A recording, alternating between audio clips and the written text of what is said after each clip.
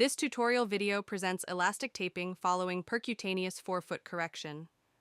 The case demonstrates intraoperative elastic taping of the first ray and the second toe. The surgical procedure consisted of a fourth-generation meta technique, including resection of the dorsomedial eminence at the first metatarsal head using a 4.3 mm wedge burr, as well as an oblique osteotomy of the proximal phalanx of the second toe to correct a hammer toe deformity.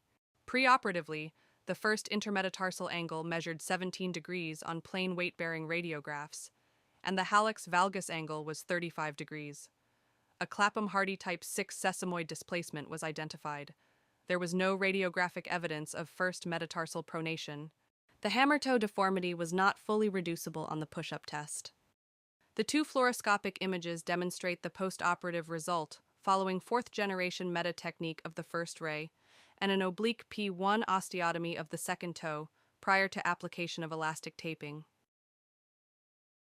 The first two overlapping parallel elastic tapes are applied to reduce the risk of hematoma formation between the bone and the capsule following resection of the prominent dorsomedial eminence of the first metatarsal head.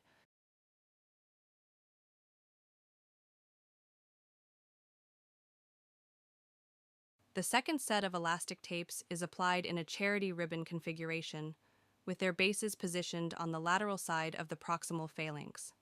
They cross medially over the metatarsal head, and the tension of each tape can be adjusted individually.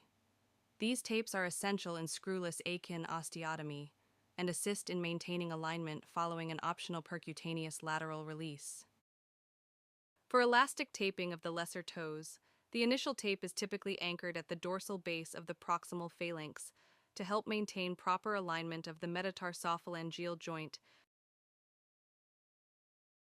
The two ends of the tape cross over the plantar surface, and adjusting the tension on each limb can modulate rotational alignment.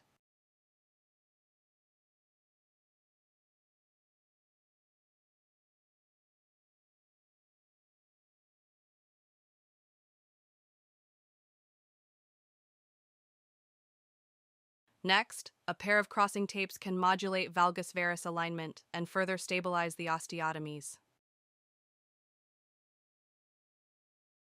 Finally, a short dorsal tape is anchored at the tip of the toe. This tape is indicated after a P2 osteotomy or selective FDB release. Care should be taken to release tension when crossing the MTPJ, as excessive tension can cause unwanted dorsiflexion of the toe. A standard forefoot bandage with gauze may then be applied at the surgeon's discretion. The elastic tapes are left in place until suture removal, typically at 2 weeks postoperatively.